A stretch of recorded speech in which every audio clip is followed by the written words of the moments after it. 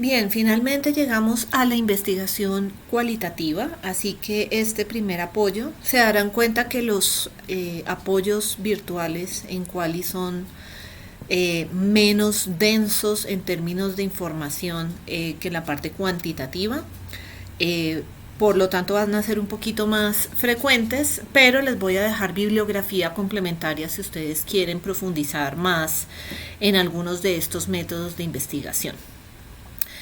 Lo primero que vamos a hacer apoyo es establecer las diferencias con la investigación cuantitativa y vamos a empezar a hablar de las entrevistas a diferencia de las encuestas como herramienta de investigación cualitativa por excelencia.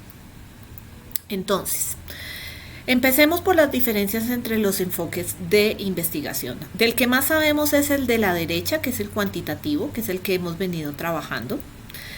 En él, como su nombre lo indica, hemos tratado de cuantificar el comportamiento de los eventos o las situaciones de decisión a través de medidas numéricas y estadísticas. Eso fue lo que nos llevó gran parte del trabajo de volver a entender estas medidas básicas de dispersión y de tendencia central y las pruebas de hipótesis para mostrar diferencias estadísticamente significativas que nos permitieran establecer generalizaciones frente a una base de datos y una población o una muestra representativa.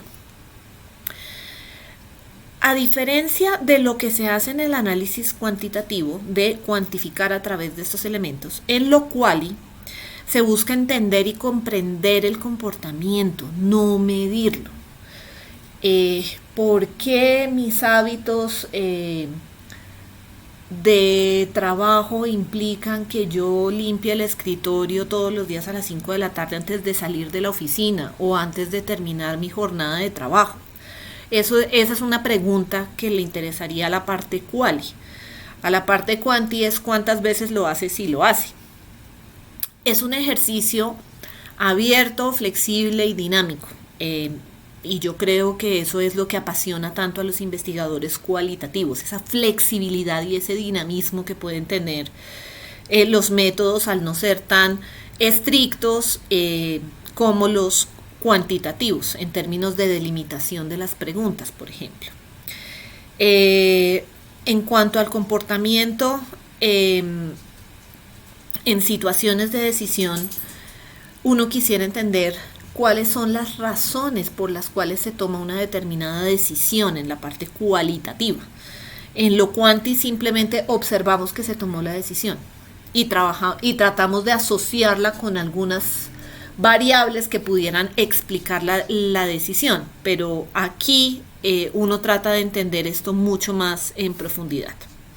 Y quizás la diferencia más importante entre lo quali y lo quanti, por lo menos en estos aspectos generales, es que trabaja grupos o muestras pequeñas no representativas, mientras que en lo quanti, como nosotros nos dimos cuenta a través del trabajo con la base de datos, pues uno requiere una recolección de información importante para poder establecer esas pruebas de hipótesis. Lo cualitativo trata de profundizar en las racionalidades, ahí tengo un typo, y en los elementos superficiales que también pueden aportar mucho a entender ese comportamiento o esa toma de decisiones.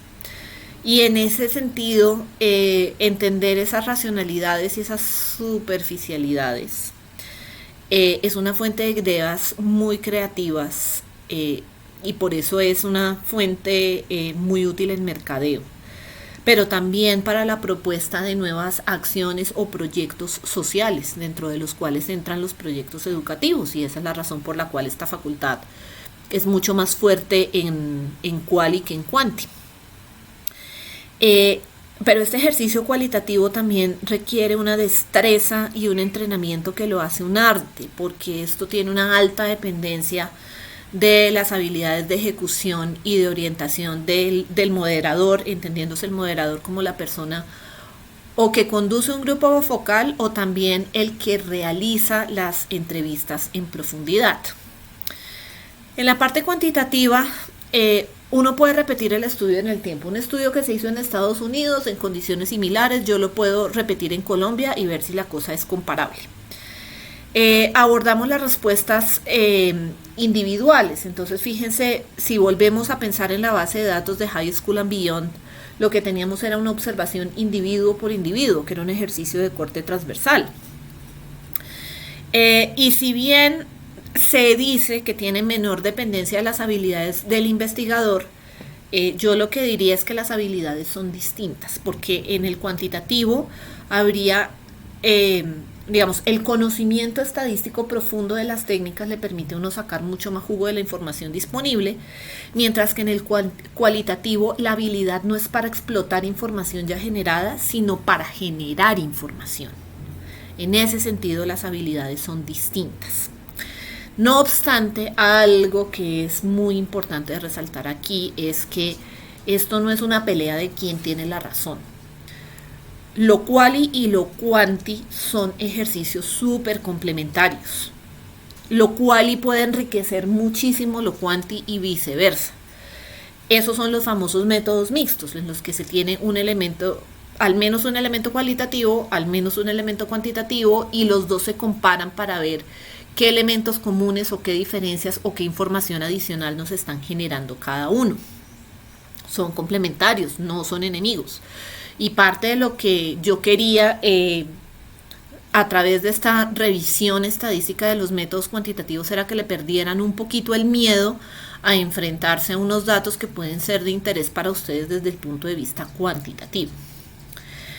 Ahora, ya centrándonos en la investigación cualitativa, y teniendo en cuenta que es una metodología que busca entender los comportamientos más que medirlos, que es lo cuanti, pues uno trata de, o esta investigación lo que busca es entrar en la profundidad o del consumidor o de los agentes de interés, para entender lo que ellos sienten y no lo que piensan. ¿En qué sentido hablo de lo que sienten y no lo que piensan? A veces la primera respuesta que uno obtiene es la respuesta políticamente correcta. Políticamente correcta porque si no lo echan del trabajo, porque si no se muestra en contra de las actividades que se están haciendo.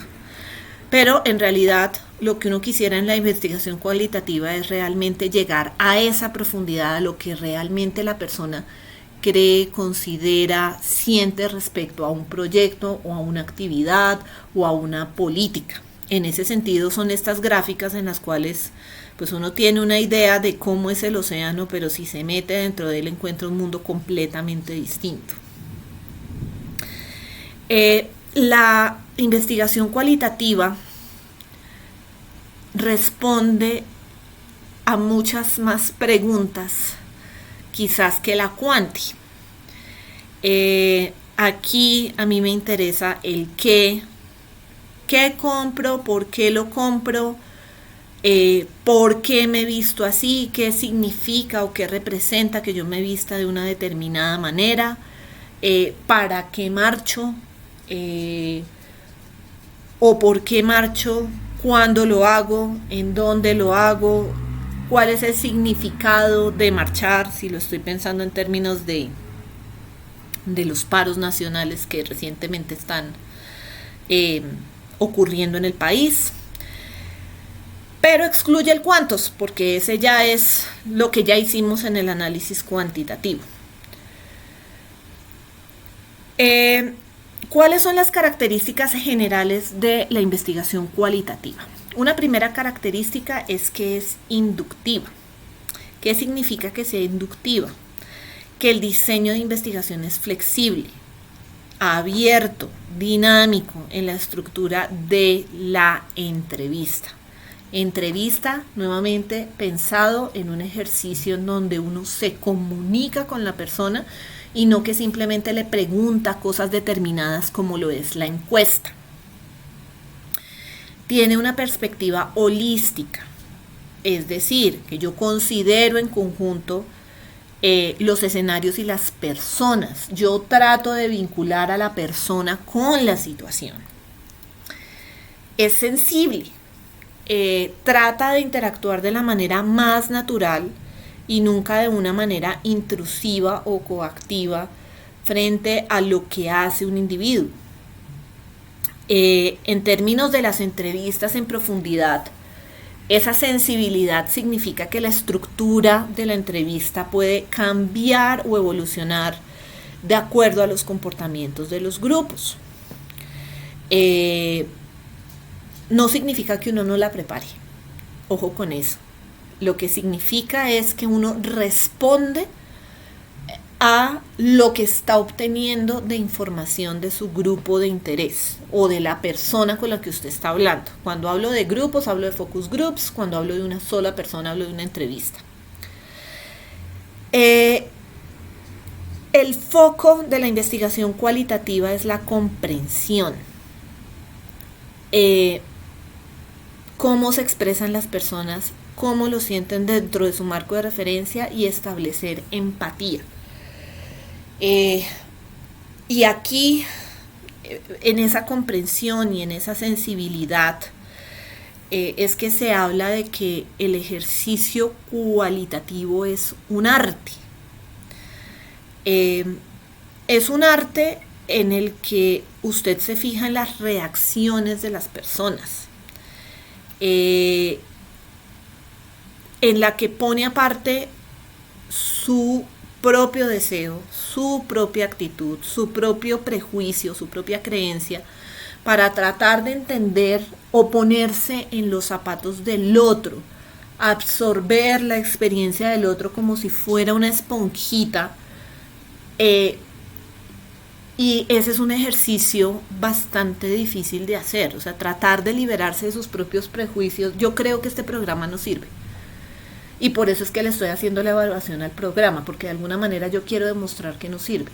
Pues si yo estoy haciendo investigación cualitativa, yo tengo que estar abierto a la posibilidad de que otras personas le vean elementos positivos y que esos elementos positivos sean lo suficientemente fuertes como para sostener la existencia de un programa. Yo me aparté de mi propio prejuicio, que es que eso no funcionaba, y empecé a ver cómo otros observadores entienden exactamente el mismo proceso con el que yo estoy a disgusto. Y eso también lleva a la característica del multiperspectivismo, que es que todos los puntos de vista son valiosos. No porque a alguien le parezca bueno algo significa que esa persona o esa información debería ser descartada. Todo lo contrario, debería ser muy valiosa para tratar de entender esa perspectiva. La característica humanista de la investigación cuantitativa lo que significa es que voy a dejar o me voy a alejar un poco de las tendencias generales, que sería lo que haría lo cuanti a través de esos indicadores promedio o a través de indicadores medianos, y a uno lo que le interesa es realmente qué implicaciones tiene para la persona aquello que yo estoy investigando. Y fundamentalmente, como ya lo había mencionado antes, la investigación cualitativa trabaja con muestras pequeñas o con grupos reducidos. Pero el hecho de que trabaje con muestras pequeñas o grupos reducidos no significa que la investigación cualitativa no sea ambiciosa, porque todos los escenarios y todas las personas que a mí me interesan o que entran dentro de un campo específico son dignas de estudio. Y en ese sentido es un arte, porque las técnicas cualitativas dan orientaciones más no reglas.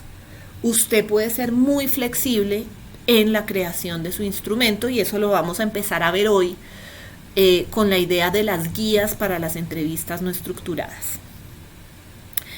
Es variada, tiene muchas más técnicas más allá de la encuesta y del experimento que generan las bases de datos de la investigación cuantitativa. Pues su validez puede ser en relación a un momento histórico en el tiempo, puede ser ecológica en relación a un ambiente o lugar, o puede ser poblacional en relación a un grupo de referencia. Es integral. el análisis que usted hace o la interpretación de los hallazgos forma parte integral de la recolección. Cuando usted está haciendo sus primeras entrevistas pueden encontrar aspectos nuevos que se repiten y que vale la pena indagar en el marco de su investigación y que usted no lo tenía contemplado. Eso no solo hace referencia a la integralidad, sino también a la flexibilidad del método que le permite integrarlo dado que lo descubrió.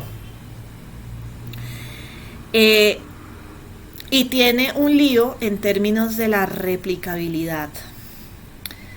Y es que primero las respuestas son únicas. Cada persona en cada momento del tiempo frente a una situación particular va a responder de manera muy distinta a otra. Pero adicionalmente es muy difícil conocer los estudios completos porque normalmente las transcripciones tienen unos principios éticos de salvaguardar a quien salvaguardar la identidad de la persona que le está respondiendo.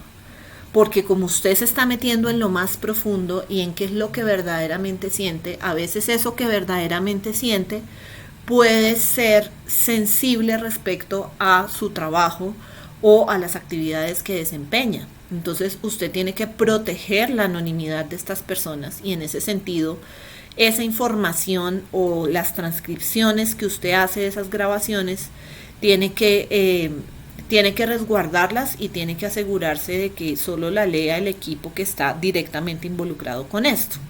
Y eso también es lo que hace de la quali un arte, porque usted tiene que ser muy ético y muy íntegro en cómo hace el análisis de esa información y no pues que simplemente se la inventó y usted hizo unas grabaciones, pero esas grabaciones no se las muestra a nadie porque tiene que salvaguardar la información de la gente.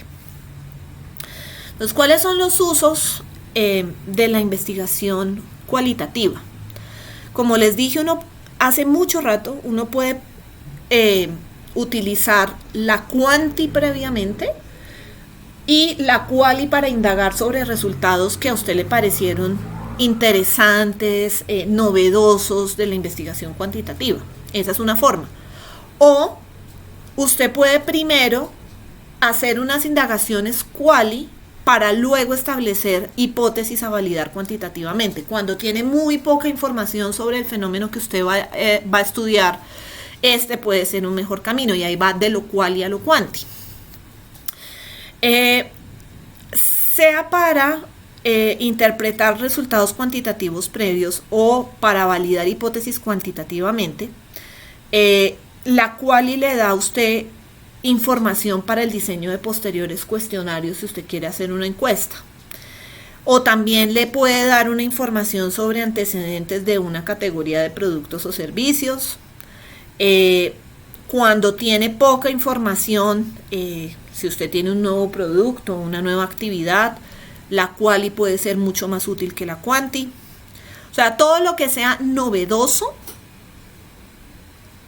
la quali le ayuda mucho más que la quanti. La quanti es para algo preestablecido.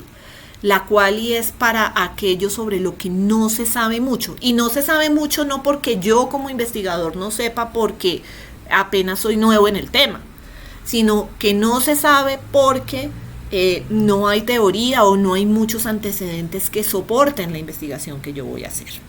En ese sentido es que hablo de novedad. Ahora, la investigación cualitativa tiene sus limitaciones y es que la interpretación de los datos es subjetiva. Usa muestreos que no son estadísticamente representativos de la población y por lo general son con un número reducido de sujetos y eso significa que pues no necesariamente pueden ser extrapolables a otras situaciones. Y a veces existen problemas de interpretación respecto a los términos empleados. Entonces, ¿cuáles son las etapas específicas de los procesos de investigación cualitativa? Y aquí estoy utilizando un esquema de mercadeo, pero no significa que no sea válido para la investigación evaluativa. Uno parte de un resumen de necesidades, o lo que se llama en mercadeo un briefing, y eso genera el proyecto de investigación. Ustedes en investigación cualitativa ya definieron el proyecto de investigación, así que ustedes estarían partiendo de esta segunda parte.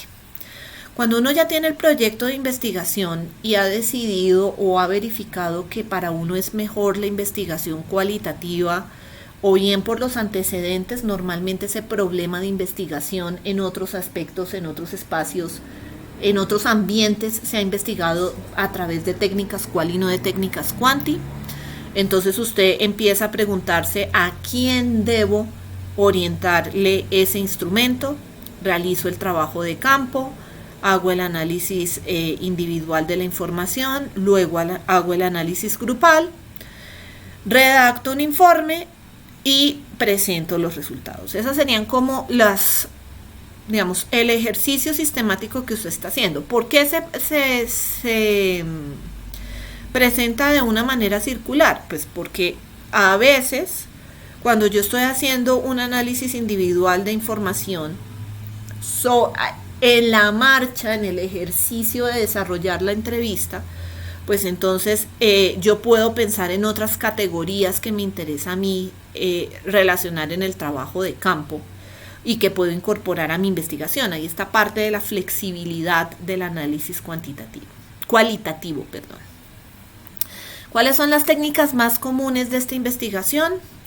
Las entrevistas. Cuando hablamos de entrevistas, se habla de entrevista estructurada. Muchos dicen, oiga, esta entrevista estructurada realmente es la misma encuesta, porque el cuestionario es cerrado y todo el mundo lo tiene que resolver. Entonces ya habíamos hablado de encuestas, así que hoy vamos a hablar de los dos elementos más fuertes de la quali, que son las entrevistas en profundidad. Y una vez entendamos las entrevistas en profundidad, dado que entendemos las estructuradas o las encuestas, entendemos que la semiestructurada es una combinación de las dos.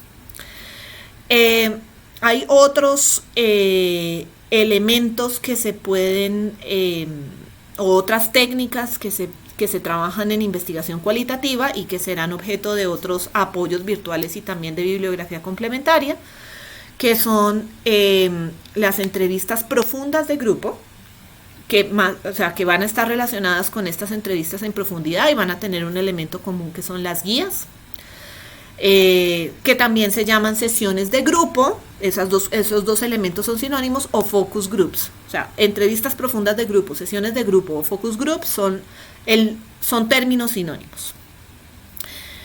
Las pruebas proyectivas, la observación, la etnografía, y estas cuatro fundamentalmente tienen su origen en la psicología clínica. La selección de una técnica en particular depende de estos elementos que yo tengo aquí, pero el más importante quizás es la naturaleza del tema. Si el tema que yo quiero tratar es íntimo, voy a ponerlo en unos términos extremos, como digamos, los hábitos de protección sexual de personas contagiadas con VIH. Ese es un tema íntimo. Si es intimidante, por ejemplo, los ejercicios de evaluación que nosotros normalmente hacemos son intimidantes desde el punto de vista de que quienes no están de acuerdo o están inconformes con la actividad que están realizando probablemente sientan que hablar de manera abierta frente a los temas puede traerle problemas posteriores. O cuando hay valoraciones o prejuicios sociales, y nuevamente nuevamente no, porque uno puede tener VIH sin ser LGBTI, pero en estas poblaciones pues los prejuicios sociales o los prejuicios hacia la gente LGBTI pueden ser una cosa fuerte. Entonces, cuando uno tiene ejemplos en los cuales alguna de estas tres se cumple, o en el peor de los casos las tres, la quali y las entrevistas en profundidad son la mejor técnica para encontrar ese conocimiento que uno está buscando. Cuando es fácil acceder a la población por la localización, por el tamaño, por las características socioculturales, por el nivel de especialización, pues yo puedo, aparte de las entrevistas en profundidad, yo por ejemplo podría hacer una observación. Ahí me queda más fácil, siempre y cuando la localización, el tamaño y las características socioculturales sean amplias. Cuando son limitadas, entonces también puedo irme hacia una entrevista en profundidad. También depende de si a mí me interesa la información individual versus la grupal. Si yo tengo interés en ver, por ejemplo, cómo actúan socialmente los adolescentes frente a situaciones de discriminación, por ejemplo, a uno le puede interesar qué es lo que piensa individualmente la persona y cómo puede cambiar su opinión pública dado que está en un grupo. Entonces ahí yo puedo hacer una combinación de las dos. Una entrevista en profundidad para ver qué es lo que realmente piensa y un focus group para ver si eso que realmente piensa se refleja en el grupo o si la persona trata de ir más bien con la idea del grupo. En mercadeo, cuando usted tiene unos segmentos muy claros de población, pues la información de los focus groups puede ser mucho más rica y también puede ser mucho más barata. O por lo menos ese es el mito que uno tiene, que los focus groups pueden ser una información más barata. El costo, si uno tiene poco presupuesto y poco tiempo disponible, como puede ocurrir con la tesis, pues entonces uno puede pensar que para ciertas cosas uno puede reunir a las personas de interés y mata varios pájaros de un solo tiro. En vez de hacer 6 entrevistas en profundidad, hace un focus group y resuelve el problema. Pero nuevamente, eso depende un poco de la naturaleza del tema. Insisto, si es íntimo, si es intimidante, o si incluye valoraciones o algún tipo de prejuicio social, usted saca mucha más información de las encuestas en profundidad que de los focus groups. ¿Por qué? Porque si usted está en un grupo y si desafortunadamente a usted lo ponen en grupos en los cuales usted se siente intimidado, pues normalmente lo que pasa es que usted tiende a callar su voz. Entonces, el ejemplo típico que le dan a uno en mercadeo es frente a los hábitos de consumo de licor. Hay diferencias importantes entre hombres y mujeres y el género fundamentalmente va a ser un criterio transversal de separación de los focus groups. La información que usted tiene sobre los verdaderos hábitos de consumo de alcohol de hombres y de mujeres son distintos si usted lo pregunta en un grupo de hombres y mujeres donde ambos se censuran para no quedar como alcohólicos, frente a focus groups en los cuales los hombres pueden hablar abiertamente entre sí de lo que significa tomar guaro, por poner un ejemplo, y lo mismo las mujeres, porque a las mujeres también nos gusta el guaro. Entonces, es muy distinta la actitud y lo que se va a decir y las respuestas que usted puede obtener de cara a esos grupos. Entonces, también en ese ejercicio de información individual, grupal y en relación al costo, usted tiene que tener unos criterios que son los que les voy a presentar cuando les hable de focus groups. También tiene que verificar si hay conflicto de intereses. Entonces, nuevamente en los casos de mercadeo, conflictos de intereses por efecto de la competencia, que de sus análisis usted saque una información de la cual su competencia pueda hacer provecho. Si lo piensa en términos de una evaluación en un colegio, por ejemplo, que los resultados que usted haya obtenido muestren que el ejercicio sea replicable y que se lo pueda copiar otro colegio y con eso atraer más estudiantes, sería como el equivalente aquí de la competencia. O que no se proteja la imagen, y aquí sí es muy claro, sobre todo cuando uno va a hablar de evaluaciones de programas, pues a ninguna institución le gusta decir que un programa que implementó con unos propósitos muy claros, con un objetivo, fracasó, ¿no? Entonces aquí hay que mirar los potenciales conflictos de intereses que pueden surgir y nuevamente las encuestas en profundidad pues permiten a través del anonimato de las encuestas y a través de ese análisis profundo pues de alguna manera mitigar esos conflictos de intereses pues dependiendo de la muestra. Y nuevamente el presupuesto que usted tenga en términos de plata pues va a reducir el alcance del estudio y va a reducir lo que sería ideal para usted versus lo que realmente puede hacer. Entonces, ¿qué tácticas de campo que son aplicables a todos o a la mayoría de los métodos que vamos a ver son útiles en cuál? No darle a conocer a los informantes exactamente qué es lo que se está estudiando. Fíjense que aquí hay una diferencia importante con la encuesta. En la encuesta yo le digo cuál es el propósito de obtener la información. En las entrevistas uno daría unas ideas, pero fundamentalmente hablaría de un tema sombrilla, pero no se iría a lo específico. Por ejemplo, si yo quiero hacer una evaluación de qué tan alineadas están las necesidades que yo detecté de mi población de estudiantes y los programas de bienestar que diseño para tratar de atender esas necesidades detectadas. Entonces, en una encuesta yo le diría, quiero ver la alineación y mi encuesta estaría orientada a verificar esa evaluación de manera directa sobre a quien yo entrevisto.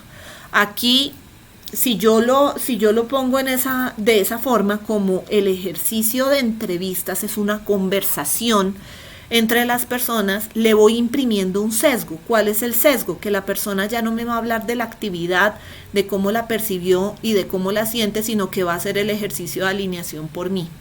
Y no me va a permitir a mí concluir sobre ese ejercicio de alineación. Por eso es que se habla de un tema sombrilla.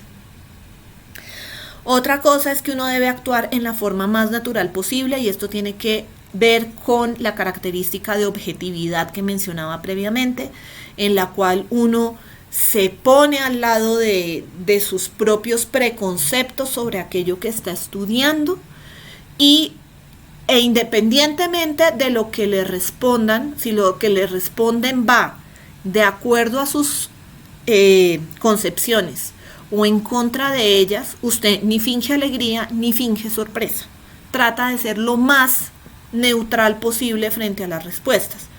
¿Por qué? Porque si usted está en una conversación e inmediatamente le ven su cara de desacuerdo, pues probablemente la persona empiece a mentir para no generar conflictos con usted, a pesar de que usted está en un ejercicio de conversación e indagación de conocimiento. Y pues si usted está feliz, pues lo que hacen es reforzar un poco más y sesgar hacia los resultados que usted quiere obtener la información. Por eso es que una de las tácticas de campo es tratar de ser, como lo dirían los gringos, poker face. Los jugadores de póker tratan de no mostrar alegría, preocupación, tristeza cuando están jugando póker, para que el resto de oponentes no traten de adivinar a través de sus gestos qué cartas tiene y si les conviene jugar o no. Entonces, a eso se refiere el actuar de la forma más natural posible.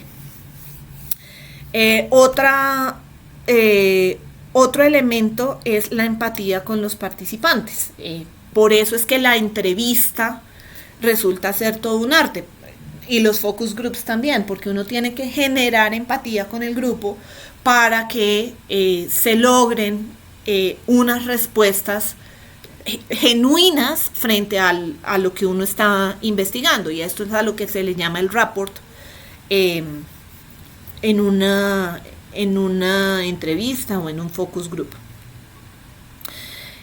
Y otra táctica de campo que funciona es actuar como ingenuo, pero demostrando interés. ¿Esto qué significa? Que uno no presume o uno no asume que la persona va a llegar al punto que uno quiere, sino que uno trata de aclarar si esa es la dirección en la que va. Y sobre todo, cuando está confirmando algo que a uno le interesa, o cuando lo está contradiciendo completamente, uno trata de aclarar si efectivamente es una contradicción o es una reafirmación de lo que uno está pensando. En cuanto a la formulación de preguntas, que esto es aplicable tanto a entrevistas como a focus groups, uno trata de preguntar de tal manera que las personas hablen sobre lo que piensan y sobre lo que les preocupa. Ese es el arte de hacer preguntas. Uno no los fuerza a responder sobre sus intereses, sobre sus preocupaciones o sobre sus preconceptos, porque si uno empieza por aquí, ya está sesgando las respuestas de las personas. Entonces uno puede pensar en de qué forma yo pongo el tema que a mí me interesa, pero buscando que las personas saquen naturalmente esos preconceptos que yo tengo en la cabeza o esas preocupaciones, y que una vez las saquen yo pueda indagar por ahí. Si no las sacan, pues también sigo indagando. Lo que para mí puede ser un problema, para los demás no necesariamente tiene que serlo. Hay que tener claridad sobre lo que se debe y lo que no se debe preguntar. Y aquí hablamos de esta información sensible o vulnerable para las personas. Si hay información que es sensible, que la puede hacer sentir incómoda, pues entonces no se lo preguntamos. Y eso significa que uno, todos estos tres elementos significan que uno tiene que pensarse muy bien la mejor forma de formular la pregunta. Y así tenga una pregunta que no está tan bien formulada, uno siempre tiene que mantener a lo largo de una entrevista el ánimo para que la gente hable más sobre el tema. Nuevamente, nunca suponga que entiende lo que la gente está diciendo. Usted trate de indagar cuál es su verdadero significado. Quiero saber si esto lo entendí correctamente. Quiero verificar lo que acabas de decir es esto. Si yo lo pusiera en estas palabras, ¿estoy diciendo lo mismo? ¿Sí o no? ¿Por qué? Hay que aprender a identificar el lenguaje de la persona o del grupo con el que uno está interactuando, y en la forma más posible, de la forma más práctica, utilizarlo. Por ejemplo, si bien yo había trabajado en procesos de aseguramiento de la calidad, solo hasta llegar a esta facultad entendí un uso del verbo tributar. Es que este indicador le tributa a este aspecto. Para mí tributar era simplemente pagar impuestos. Hoy en día ya entiendo que lo que hacen con el verbo tributar es una asociación entre el indicador y un factor de acreditación, por decir algo. Entonces si yo involucro el término tributar, pues seguramente es un lenguaje que induce a que la gente tenga una discusión mucho más fluida conmigo. Entonces, ¿cuáles son los factores de éxito en una investigación cualitativa independientemente de la técnica? Una preparación completa. Y ya vamos a ver qué significa esa preparación en términos de las entrevistas en profundidad. Uno tiene que entender los propósitos para los cuales se está aplicando la técnica. Si eso está claro, eso significa que usted fluye con las preguntas y el por qué lo está haciendo. Recuerde siempre que usted lo que trata de hacer es lograr lo máximo de una muestra pequeña. Y lograr esa muestra pequeña también significa pensar en quiénes son las personas a las que cuáles son las características de las personas que usted quiere entrevistar en función de este propósito. Puede ser una muestra pequeña, pero ¿quiénes son? Y dado que yo tengo muy claro quiénes son, hacer un buen reclutamiento significa tratar de encontrar esas personas que sí responden adecuadamente de acuerdo al propósito de mi investigación. No es simplemente cumplir por cumplir el objetivo de la entrevista.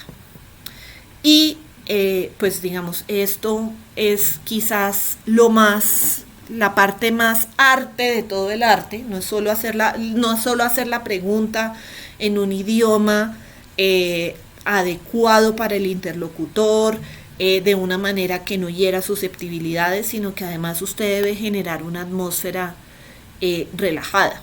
Y una atmósfera relajada empieza porque usted esté relajado y no porque es como, ya no tengo tiempo para terminar la tesis, por favor ayúdeme, necesito que esto salga, sino generar un ambiente que realmente incite a la persona a responder y a revelar sus verdaderos sentimientos. En ese sentido es que el ejercicio de preguntar y de orientar estas conversaciones es un arte.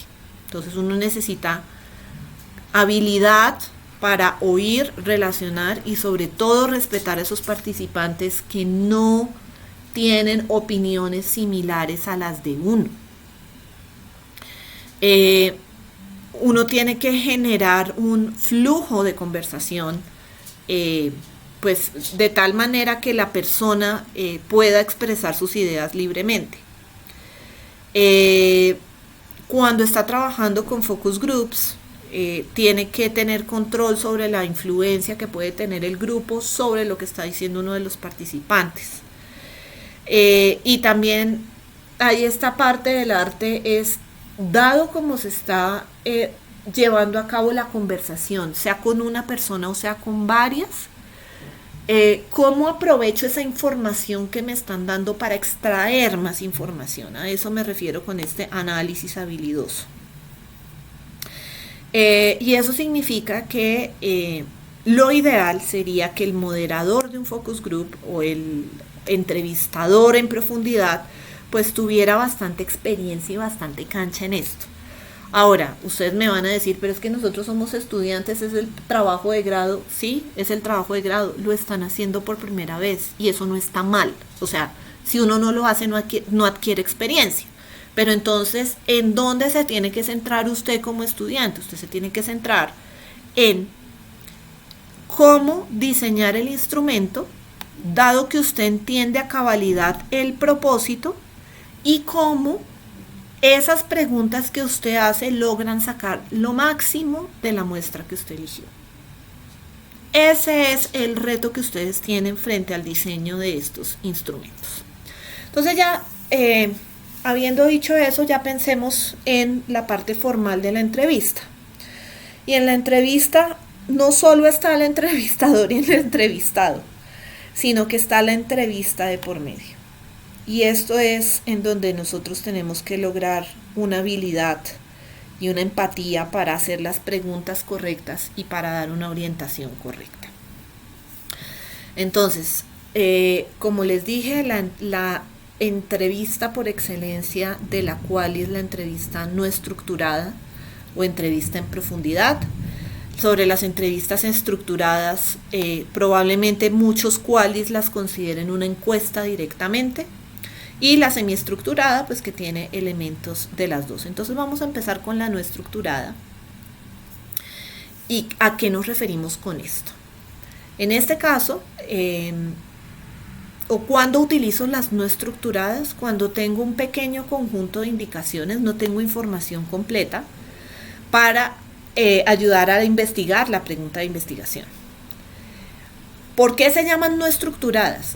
No estructuradas es distinto a no preparadas. Las entrevistas no estructuradas se preparan. Ese es el mensaje que les quiero dejar. No estructuradas significa que las preguntas no son fijas. ¿Y por qué una pregunta no es fija? Porque yo puedo hacer una pregunta en la cual mi interlocutor o el entrevistado me dé una respuesta tan amplia que me responda a las preguntas que siguen. Pues en ese sentido no tengo necesidad de hacer las preguntas que siguen. Pero también en una respuesta a un entrevistado me puede decir algo que a mí me parece tan interesante para responder a los objetivos de mi investigación. Ojo con eso, interesante para responder a los objetivos de mi investigación, que yo me desvío un poco del guión que he preparado previamente para la entrevista e indago sobre aquello que me parece interesante. A eso también me refería con el análisis habilidoso de antes. Ese análisis habilidoso es tener la capacidad de decir, esto me puede servir y por eso vale la pena desviarme de la entrevista y ser un poquito más flexible. Ahí entra la flexibilidad de la investigación cualitativa. Y esto suele parecerse más a una conversación que a una entrevista. Y es muy útil para explorar áreas nuevas. Entonces, las entrevistas estructuradas son siempre entre dos personas. Mi éxito es si yo logré motivar al entrevistado para que hable libremente y me diga sus ideas y sentimientos, más allá de lo políticamente correcto, desde su observador, sea laboral o sea académico. Por eso se dice que es un encuentro cara a cara, dirigido hacia la comprensión de las perspectivas que tiene el entrevistado respecto a su vida, sus experiencias o las situaciones. Y eso está expresado no solo a través de sus palabras, sino a través también de su parte corporal. O sea, si le choca lo que está sobre algo que está indagando, uno puede ver si la persona reacciona y reacciona de manera positiva, si le brillan los ojos, si esboza una sonrisa o si definitivamente le choca y su cara se tensa. Esa es parte del arte de indagar sobre los verdaderos sentimientos de las personas que hace el ejercicio cualitativo y que obviamente a través de una encuesta donde yo tengo unas respuestas predeterminadas pues no lo logro, que es la parte cuantitativa. Y por eso se dice que en estas entrevistas en profundidad se sigue el modelo de una conversación entre iguales y no un intercambio formal, no hay una jerarquía en esta conversación. Entonces, si usted está entrevistando a su jefe, imagínese el reto de entablar una conversación hábil para que él responda a sus verdaderos sentimientos. Por eso es que esto es un arte. Entonces, en estas entrevistas en profundidad, ¿qué identificamos? Actitudes, creencias, motivos, percepciones, conductas. Y medimos qué tan importantes son esas actitudes y creencias para responder a la pregunta de investigación que nosotros nos estamos haciendo. Estas entrevistas en profundidad generalmente tienen una duración de 1 hora y tienen un plan de temas por cubrir, que es una guía, pero no suele ser un conjunto de preguntas específicas o cerradas. De hecho, solo identifican el campo general de interés. En cuanto al muestreo, lo que se suele decir en investigación cualitativa es que el número de casos estudiados carece de relativa importancia porque lo importante es el potencial de cada caso. Por eso es que la selección de las personas es muy importante. Cuando se está hablando en mercadeo de esto, dicen, bueno, las entrevistas adicionales no me van a dar una comprensión mucho más allá de lo que ya llevo. Entonces, entre 16 y 20 entrevistas por segmento puede ser suficiente. Entonces, si yo estoy entrevistando en un colegio donde hay 100 estudiantes en grado 11, pues seleccione 15 para hacer una entrevista en profundidad a través de unas características que relacionan su objeto de estudio con la selección de esos 15 y que usted puede justificar y defender. Hacer una 16 probablemente no le vaya a dar mucha más información. Listo, no logré las 15. ¿Cuál es el mínimo? Entre 5 y 8 entrevistas que permitan identificar o ver tendencias, o sea, elementos comunes entre ellas que me permitan a mí establecer un patrón. Entonces vamos a hablar de la guía de investigación. La guía de investigación es una lista de temas o preguntas que abarcan todos los objetivos de la investigación. Se convierte en el medio de orientación o en el norte y ayuda para la memoria del moderador. Los temas en una guía se organizan de lo general a lo particular. Trate de no dar rodeos para llegar al tema principal, ¿Por qué? Porque eso consume tiempo valioso de la sesión. Entonces, ojo con esto. Antes yo les había dicho que cuando uno establece esta conversación para no sesgar a la persona, uno no le dice cuál es el propósito específico, sino que uno habla de un tema sombrilla. Entonces, quiero saber un poquito como en qué actividades de bienestar ha participado, qué le han parecido, qué les cambiaría. Cuéntenme. En vez de decirle, quiero verificar la alineación entre las necesidades detectadas y las actividades que proponemos. ¿Por qué? Porque me toca contarle cuáles son las necesidades, y segundo, porque él estaría haciendo el análisis desde su observador que usted está tratando de hacer con una muestra de personas. Pero eso no significa, el tema sombrilla no significa que sea un rodeo para llegar al tema principal. Son dos cosas distintas. Esto se refiere a las preguntas. O sea, el hecho de que usted tenga unas preguntas de calentamiento no significa que usted esté dando un rodeo, sino que está ambientando el llegar al tema principal. Pero si usted en ese ejercicio, como nuevamente les digo, hacer preguntas es un arte, usted puede terminar haciendo excesivos rodeos. Por eso es que usted trata de hacer un ejercicio de validación de preguntas antes de lanzarse a hacer sus entrevistas o sus sesiones de grupo. Cuando uno trabaja con distintos grupos, como les decía yo, con los ocupados, con los desocupados, con los inactivos, si yo quisiera hacer entrevistas en profundidad, pues yo tendría que diseñar guías paralelas o guías que me reflejen aspectos específicos de ellos. Yo no les voy a preguntar a los desempleados por situaciones estresantes de ambiente laboral, pero en los empleados puede que a mí sí me interese. Entonces, a eso se refieren esas guías paralelas. Entonces, ¿qué componentes tienen esas guías de elaboración de preguntas para entrevistas no estructuradas? Obviamente tienen una bienvenida, donde yo hablo de este tema sombrilla, una introducción, una presentación, los temas básicos que van de lo general a lo particular y un cierre. Entonces, aquí les tengo unos ejemplos de guías. Esta es una guía temática para hacer unas entrevistas sobre el acoso en el sitio de trabajo. Entonces, uno puede decir, ok, yo necesito que me cuente un poquito de su historia laboral, si trabajó antes de salir del bachillerato o después de salir del bachillerato, cómo ha sido esa historia laboral, cuántos trabajos ha tenido, cómo es la interacción en esos, cómo ha sido la interacción en esos trabajos con sus jefes han sido hombres, mujeres,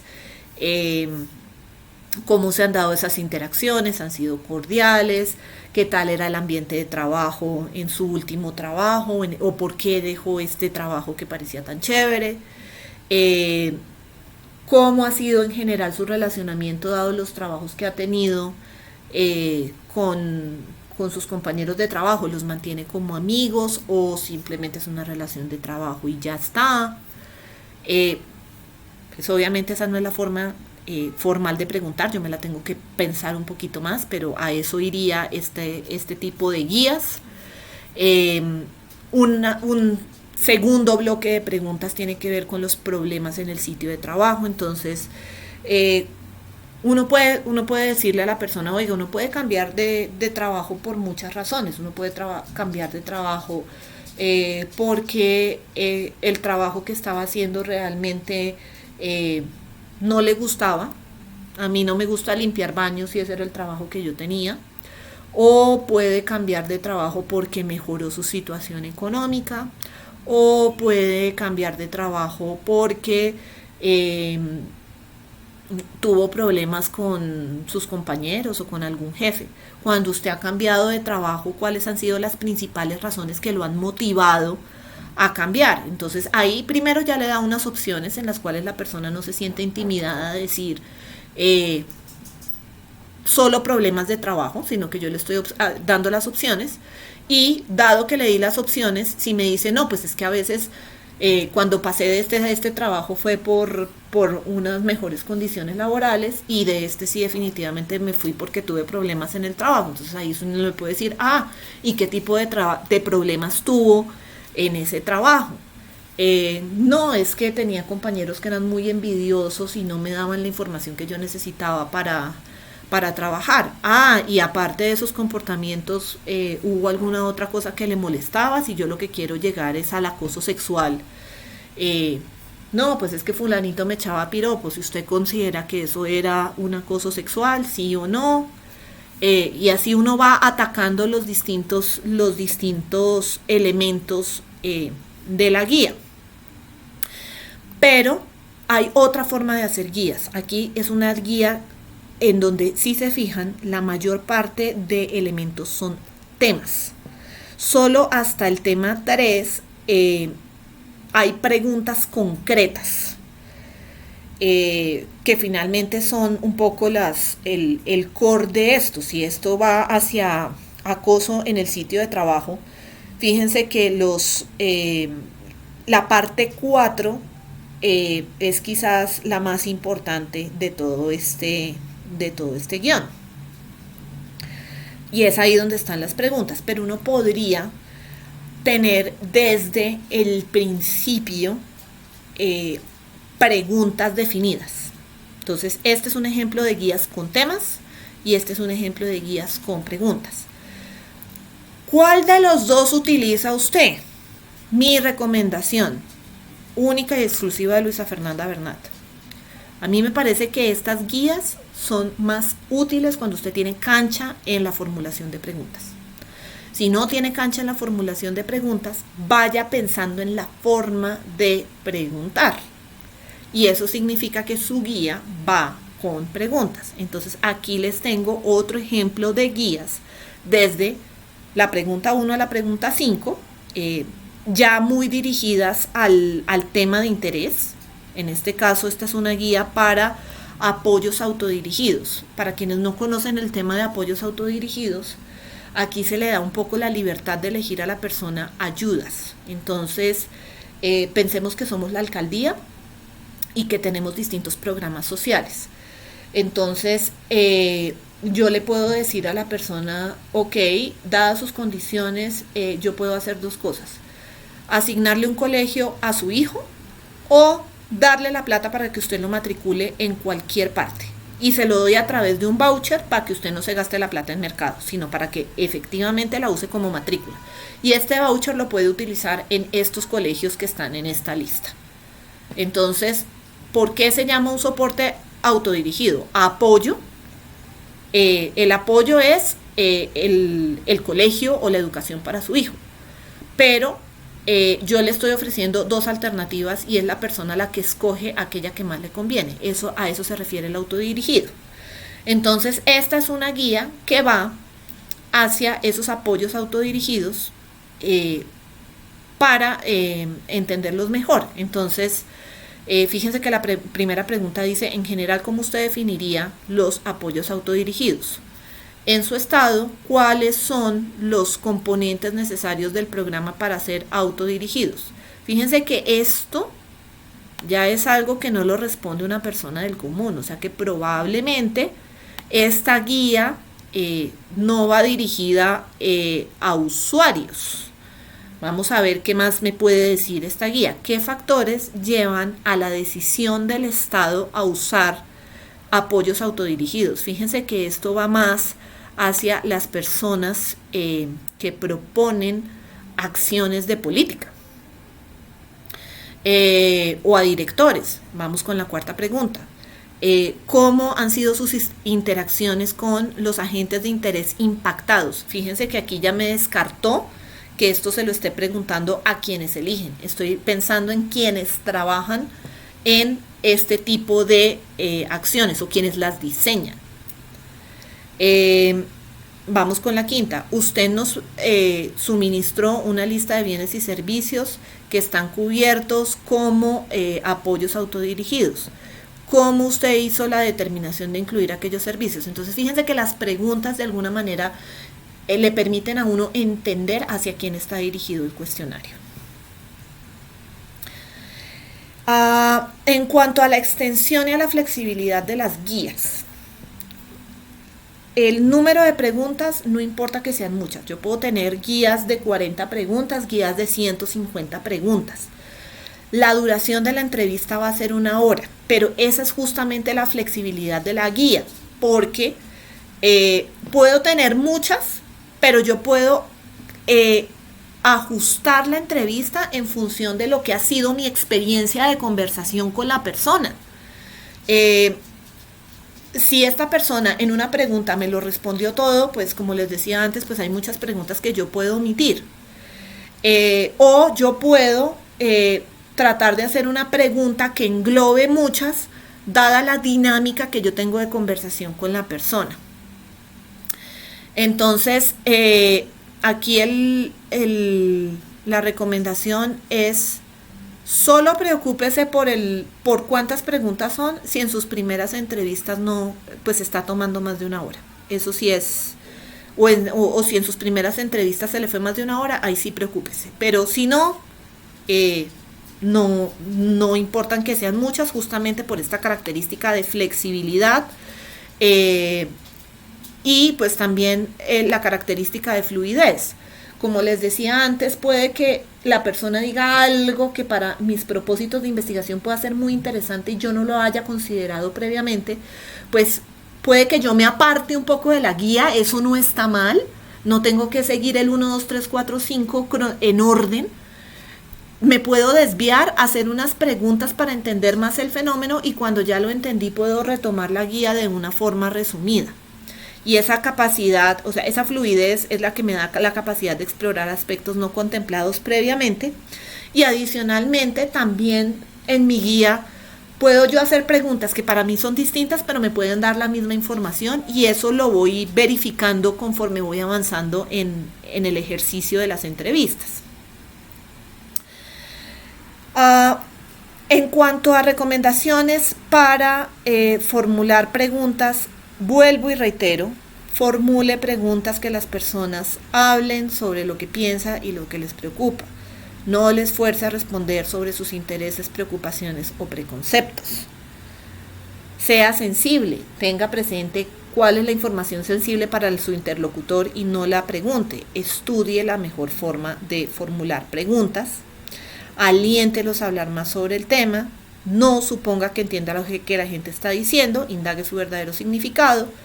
Aprenda a identificar el lenguaje propio de la persona, en este caso, y lo utiliza. Cuando tenga ya una lista de preguntas, hágase la doble verificación. Las buenas preguntas tienen propósito. ¿Qué significa que tenga propósito? ¿Me agrega valor esta pregunta respecto al objetivo de investigación? ¿Qué adicional espero lograr con esta pregunta? Si no se puede responder esa pregunta, quítela. Las preguntas sirven para crear sintonía, para descubrir las necesidades y los valores del otro.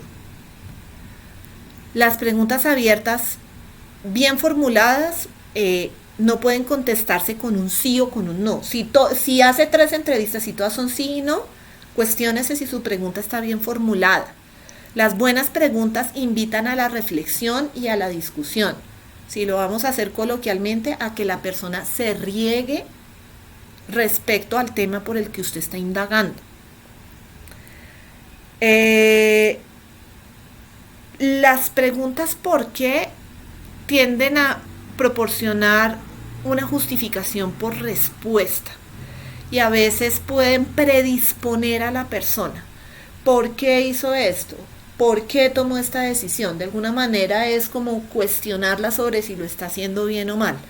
Entonces, uno puede cambiar el por qué a qué lo motivó a actuar por ese camino. ¿Tenía alguna otra alternativa? ¿Cuáles fueron los motivos para no escoger esa alternativa? Fíjense que incluso a mí me cuesta, contándoles esto y dándoles estas recomendaciones, me cuesta evitar el por qué, pero se puede evitar. Entonces, en la medida de lo posible, muchos quali dicen el por qué está mandado a recoger. ¿Qué lo motivó? ¿Qué lo llevó a hacer esto? ¿Qué otras alternativas existían y cuál fue el motivo de llegar a esta decisión. A lo mejor eso le ayuda a sacar más información que el por qué directamente. Cuando usted utiliza preguntas cerradas de sí o no, esas son más útiles para verificar información que ya obtuvo, reparafrasear alguna cosa que es importante para usted. Y sobre todo, volver a aclarar. Cuando su merced menciona esto, lo que quiere decir es esto, esto y esto, o quisiera decir esto y esto. O simplemente se queda en lo que quiso. ¿Se puede reformular lo que usted dijo de esta manera? ¿Sí o no? Y eso le permite a usted aclarar si la entrevista está bien hecha o no. Entonces, recuerden también que en este ejercicio hay una ética.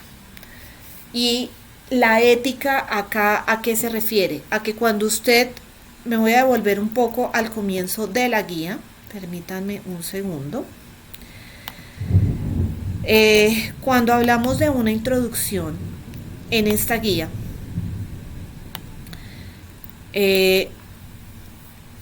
también usted le recuerda al individuo la confidencialidad con la cual va a salvaguardar la información de la conversación que está teniendo con la persona.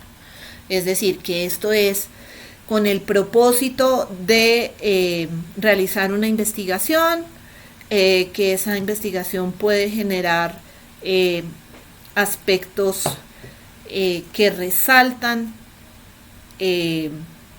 por sus bondades en la investigación, pero que también abre el espacio para ver aspectos de mejora quizás, o para ver otros caminos hacia donde se pueda ampliar su objeto de estudio, un objeto de estudio muy general, insisto, un tema sombrilla, no irnos al detalle.